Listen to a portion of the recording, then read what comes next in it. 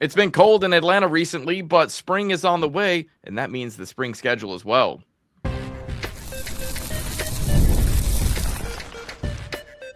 You are Locked On Georgia Tech, your daily podcast on the Georgia Tech Yellow Jackets, part of the Locked On Podcast Network, your team every day. What's going on, everybody? Welcome into another episode of Locked On Georgia Tech. I am one of your hosts, Caleb Johnson. I wasn't smart enough to get into Georgia Tech, but I'm plenty smart enough to talk Georgia Tech sports. Taking this daily journey with me, covering the Yellow Jackets, is my co-host, Jarvis Davis, who's been covering Atlanta sports for the last 15 years. We want to start out by saying thank you for making Locked On Georgia Tech your first listen of the day, part of the Locked On Podcast Network, the #1 sports podcast network. We're free and available wherever you download your podcast, and wherever you go to download them, make sure you leave us a 5-star review. Today's episode is brought to you by Game Time. Download the Game Time app, create an account, and use code LOCKEDON for $20 off your first purchase. Today on the show, we'll get into, does Damon Stoudamire fit? Yeah, we're going to talk some basketball. How can the linebacker position improve? But first, Jarvis.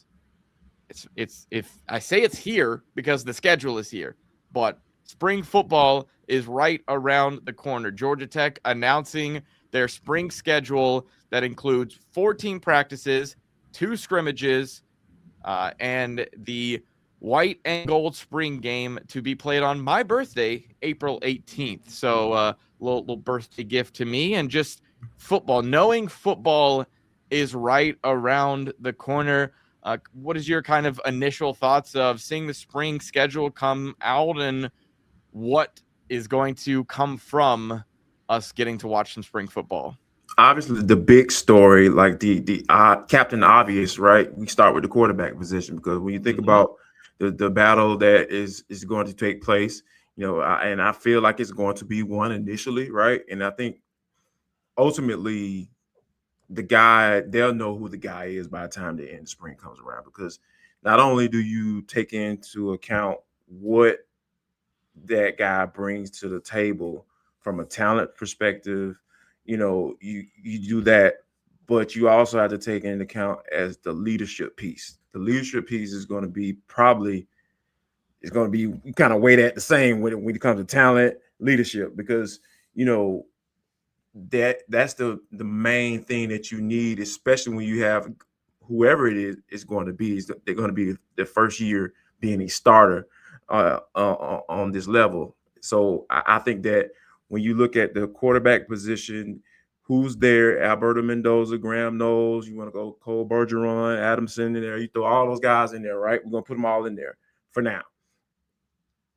Ultimately, these guys are going to be judged by what they do on the field and how they interact with their teammates, how they are going to, lead those guys. Because are you going to stay after practice and throw the football after practice? Are you going to be willing to get the guys together and say, hey, man, let's go throw this rock around a little bit and kind of get used to each other? Because it's going to be a lot of that. Hey, man, what's going on, man? My name's such and such. Right. Yeah, I know your name, but, because you're on the roster or whatever. But it's going to be a lot of getting to know people, especially on the offensive side of the football. So when you think about Brent, George Godsey, Chris Winkie, all of them putting all their heads together and saying, okay, how are we going to come up with the guy that's going to continue to help us make that jump, right? Make another jump, for Brent Key,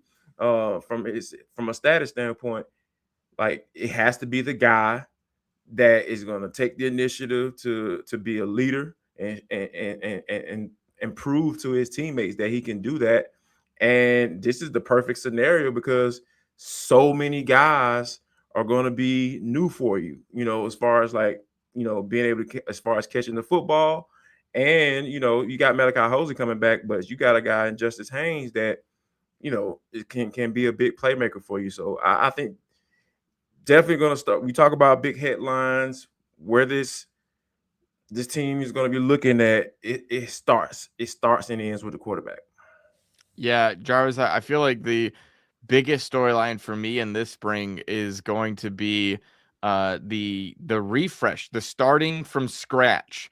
I will make a TV comparison. There is a great television show. Actually, my wife and I are rewatching it right now, called Friday Night Lights. And Okay. amongst those seasons, you go from season 3 to 4, where they kind of make this transition, and the guys that you got used to seeing their faces, well, they go on to have their college career, and you're not keeping up with them as much. You're keeping up with these new guys who have stepped in and kind of taken over.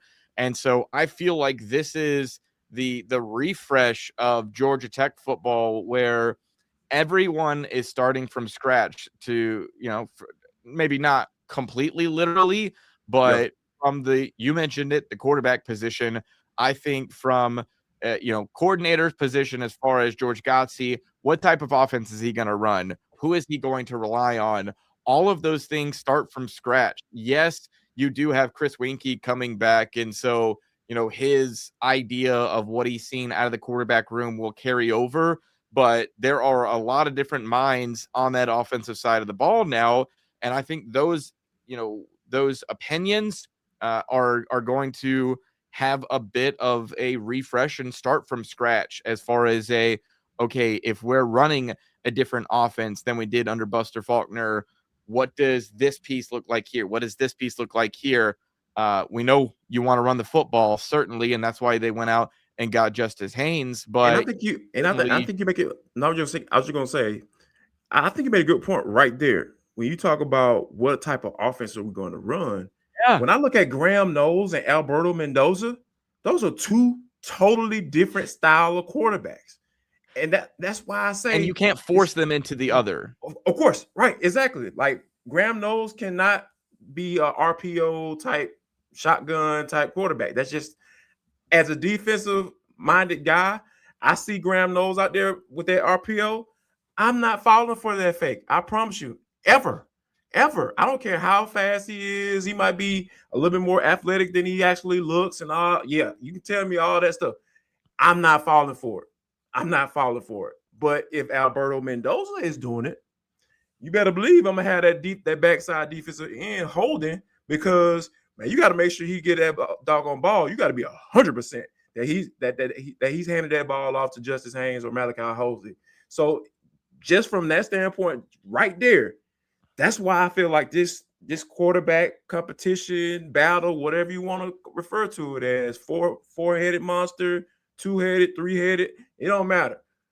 It just ultimately, I feel like we're going to find out where George Godsey lands, and as far as philosophy, how he's going to try to have success in his first year as an OC for the Yellow Jackets. And then on the defensive side of the ball, you got Jason Semore, who is going to have his ability for a complete refresh of sorts and, bring in a completely different view. However, Blake Gideon and how he viewed this defense, completely different set of eyes are going to go onto this defense right now. And as new position coaches have come on that side of the ball, I think part of the starting from scratch element is something that you and I have talked about in previous shows, where, okay, you're not just going to go into spring practice with thinking, well, the offense is going to carry the defense. Like, you might find out, hey, this upcoming season, it's going to be the other way around. So, getting this new cast of characters, getting these new coaches, it is so much change to this roster, while at the same time, Brent Key has been the constant throughout to hold everything together. But I think, like the TV writers of Friday Night Lights, when they moved on, because I think they even switched networks. They went from like NBC to the CW or something. And they get judged on the previous success that, earlier seasons of television had. Georgia Tech is going to get judged based on what they did in 2025, even though it's a brand new cast of characters. Yeah, man. And that's the beauty of this thing. That's why you look at college football and people, you set the precedent. Mm-hmm. Like, if you think, the expectations are going to be super low.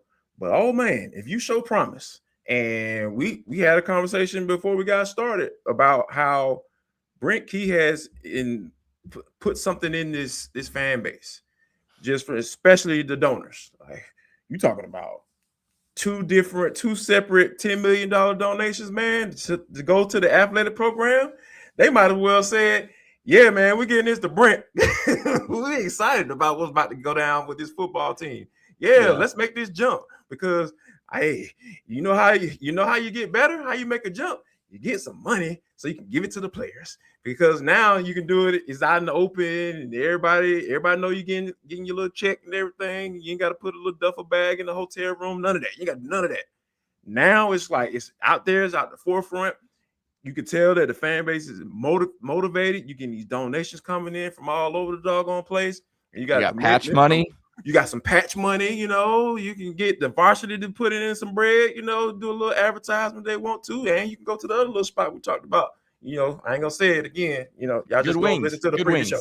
Get some good wings. You get some good wings and some good promotion going on. But yeah, man, this is where this school is right now. This is where we are right near the city of Atlanta. Brent Key got these people motivated. So now the expectation, the bars, they have been raised. So now you got to live up to it or exceed them. How about that? Yeah, so mark your calendars, April 18th for the white and gold spring game. This will be the first true test of getting to see, hey, how is the depth charts being filled out? Who's shining? Who is maybe taking a backseat to other players? What does this offense and defense look like scheme-wise? All of those things will get a better idea, and we'll blink, and it'll be April 18th. So really kind of excited that that's so close around the corner. One position group that we'll also be focused in on is one that maybe didn't see a lot of change through recruiting and the transfer portal. How can the linebacker position improve in 2026?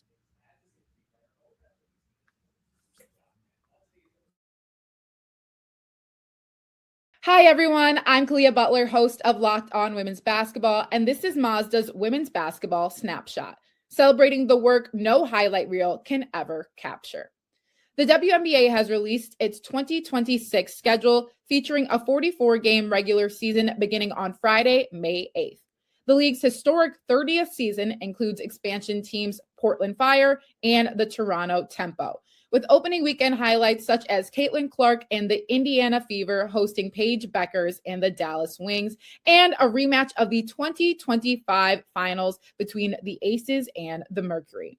In college hoops, South Carolina handed Vanderbilt its first loss of the season with a dominant 103-74 win. These moments are earned off the clock, those long before the lights ever come on.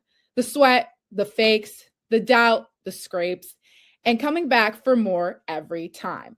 Mazda puts the same drive into every detail. Wins define the moment. Putting in the work, that defines you. There's more to a Mazda because there's more to you. We want to thank you guys for making Locked On Georgia Tech your first listen of the day. You already live your team every day. Now take it up a level and go ad-free. Join the Everydayer Club and get Locked On Georgia Tech with no interruptions, members-only Discord access, and more. All for just $5 a month or $50 a year. Go to lockedongeorgiatech.supercast.com or check the link in the show notes to learn more.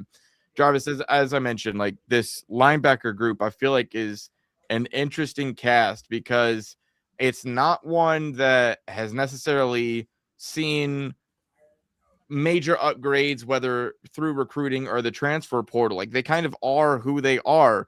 And in fact, they had some guys take a look at the transfer portal and say, actually, I think I'm better off going back to Georgia Tech. How do you see the linebacker position improving in 2026? That's a great question. Because when I look at, three of your top 10 tacklers were linebackers. You got Cayman Spaulding, Efford, and EJ Lightsey. And normally, when that's the case, you start to get a little excited and say, hey, you can come up with a plan for these guys, look at how they did on tape, and say, okay, here's how you guys can get better. But for me, looking at those we could just start with EJ Lightsey and Kyle Efford. I don't think Kyle Efford can get any better. I know that may sound a little harsh, but I think he is what he is, right? I think he's a guy that can contribute, but he shouldn't be your guy that you count on to go out there and make plays on a consistent basis. I feel like EJ Lightsey can get better. I feel like there's some talent there for sure. I think he has the capability to make a jump. Here in the spring or in the off season, I feel like there's something there for him to get better. But when you look at, Melvin Jordan deciding to come back and he got some playing time early on in the season, then you just saw him kind of fade a little bit, fade to black essentially.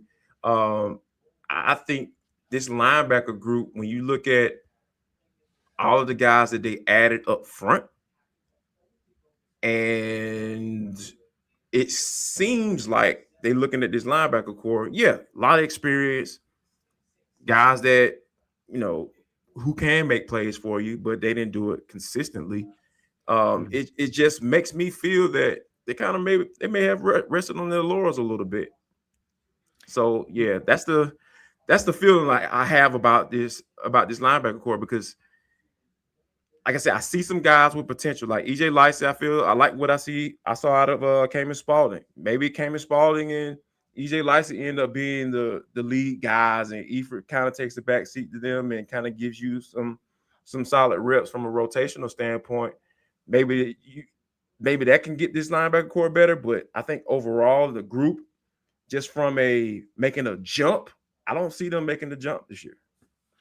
Here's the reason why I would think it's possible for them to improve is Jason Semore. Is like the simple fact of when he coached this position group before, the first time he was with Georgia Tech, he ended up with 2 linebackers who were top 25 in total tackles. I think of what he was able to do at Marshall. I'm blanking on the guy who's a pass rusher, but being able to coach up guys is something that we talked about when it came to Semore in the past, and the linebacker group is specifically his bread and butter.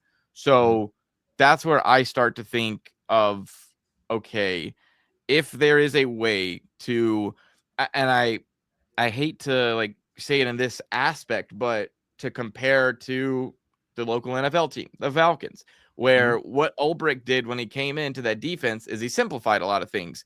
I will be very interested to see if Jason Semore comes in and, knowing his strength of being a former linebacker, working with that position group in the NFL, coming to Georgia Tech, is if he's just able to simplify things. You and I talked about so often how whether it was the linebacker group or the safeties of, the side of their helmet facing the line of scrimmage when the ball was snapped because of confusion that was happening.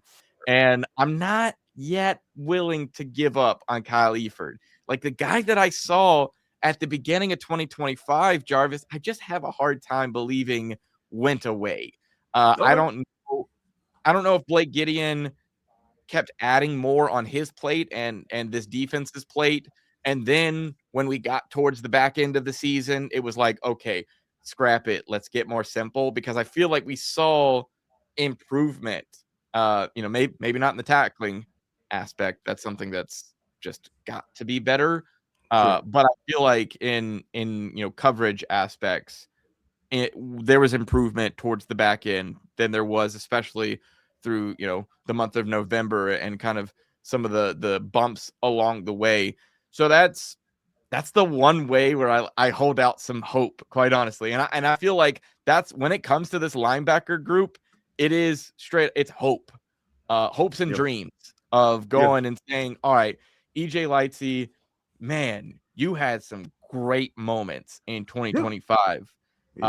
You also had some other moments where I want to pull my hair out.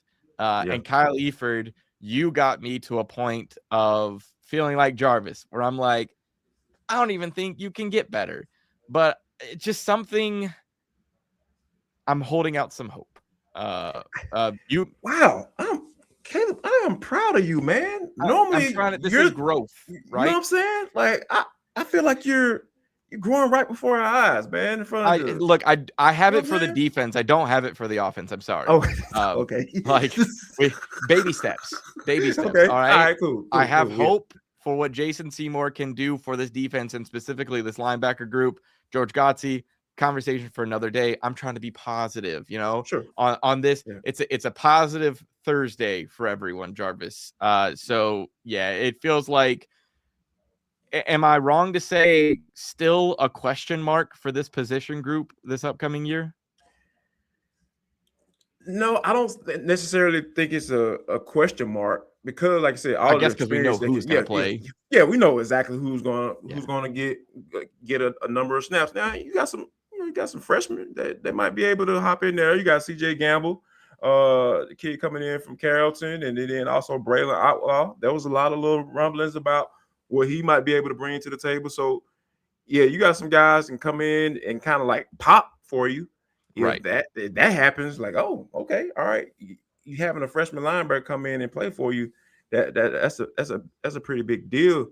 So I think that if this experienced group, because that's what it seems like, they were like, okay, we're gonna go with experience in this particular group on our second level of our defense. We're gonna go with experience, and we're gonna bring Semore back, and hopefully we can see some type of improvement there. But just from a talent perspective, that's where I was kind of like, all right, I don't necessarily know. But if these guys come back, they stay healthy, and they give you the same thing they gave last year, and we talked about the defensive line, how specifically the defensive tackles position that improved, I feel like could be better than what they were last year. Can get more production out of that group of guys versus the one that walked out of the door. Yeah, I think that I can see that vision. I can understand it. But when you just take the linebacker group right where based off what we saw last year and where they are right now, I just don't know. I don't know if we're talking about this defense taking a leap, like, that can put you on the level of being able to carry this team until this offense gets things figured out. All right, Jarvis, let's do something we have never done in the history of the show so far. Let's talk some basketball. Does Damon Stoudamire fit?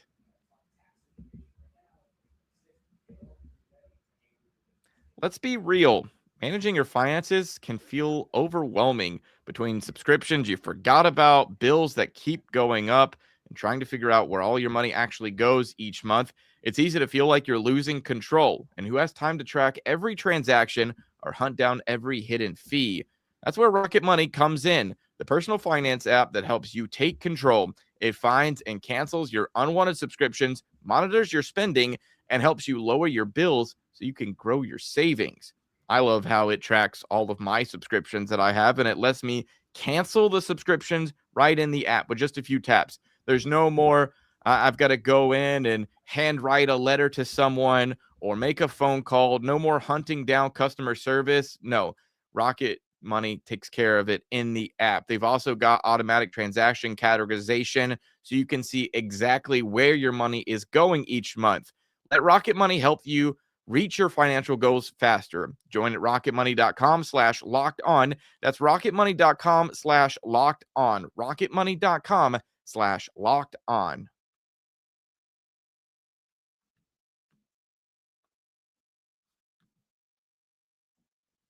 All right, Jarvis. Look, it's tough to talk about Georgia Tech basketball right now. Sure. And fans might be asking why we haven't done a ton of it.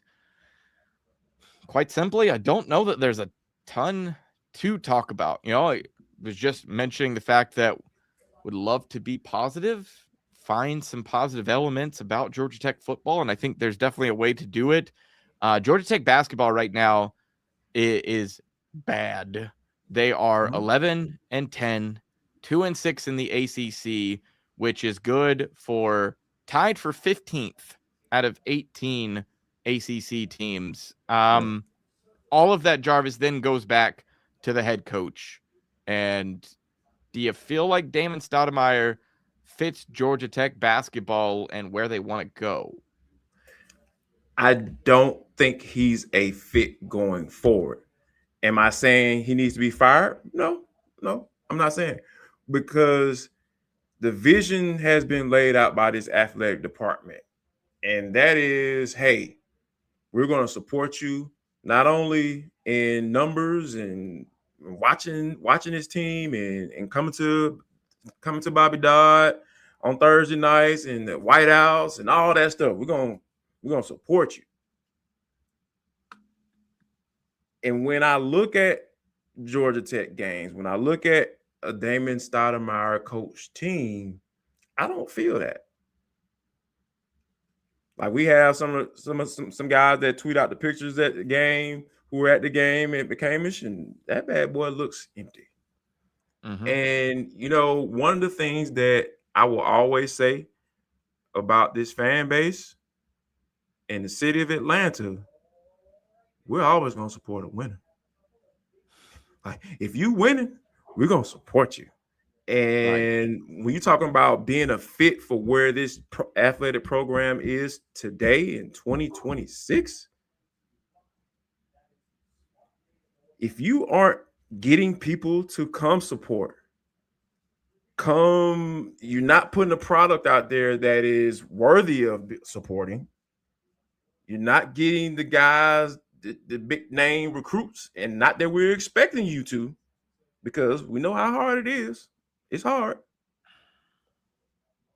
It just makes me feel that I can't even imagine you being in the future of this athletic, being in the future, being a head coach in the near future, because of nobody wants to support you by showing up at the games. That means that you're not giving them a reason to come. The reason to come to games and support wins. Everybody likes a winner. So, and I think that, you know, when you look at where Stoudamire is, you look at the numbers, he's an under 500 head coach, and he went to the NIT last year. You know, I'm of the age of where I'm used to Tech being in the NCAA tournament. That's just my age range, right? Like, yeah, but it hasn't been great since Paul Hewitt walked out that door. And Jarvis, that's the thing, is when I look at Damon Stoudamire, I have to do a similar thing that you're going to do with Brent Key when you look back at Jeff Collins. And when I look at Damon Stoudamire, I go back to, okay, what got Josh Pastner fired? 2 straight seasons of not even mediocre, just bad basketball, okay? Right. So you weren't able to recruit, you weren't able to develop that talent that gets you out the door. Why did they bring in Damon Stoudamire? Because of how he was able to develop talent for the Boston Celtics. Like, he was a part of a squad that, yeah, you had the big names of Jaylen Brown and Jason Tatum. Caleb, how hard is it to develop Jaylen Brown and Jason Tatum? But that's what I'm saying. Those guys are your stars.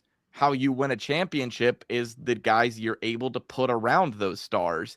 Sure. And that's what I think that Stoudamire was able to do in Boston. And that's what ultimately I feel like his relationship at the collegiate level, not to say that, you know, he's necessarily a scout, but having that relationship at the collegiate level, know what's going on, and being able to develop that talent once they get into the NBA was a reason why Georgia Tech looked over and said, all right, let's get this guy in the door.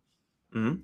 I feel like he really overachieved in that first season. You talk about taking down what I think it was 7th ranked Duke, in his North first Carolina season, being the guy who can beat Duke and North Carolina in your first year. I believe like it was, I want to say he's like the 3rd coach in ACC history to do that in his first season. So really, really kind of overachieved right out the gate, but he didn't win games, but everybody was cool with it. Everybody's like, hey, it's your first year. You got to get your guys in the door. Here's the problem, Jarvis. We're in year 3 of Damon Stoudamire, and I'm still seeing quotes from him after games about how the development process, he's not seeing it on the level that he wants to, where he's got guys essentially, like he called him out, mailing in games and not having the effort that he wanted to see out of them. And that feels like, yes, you get a good win over an NC State, you're kind of feeling yourself.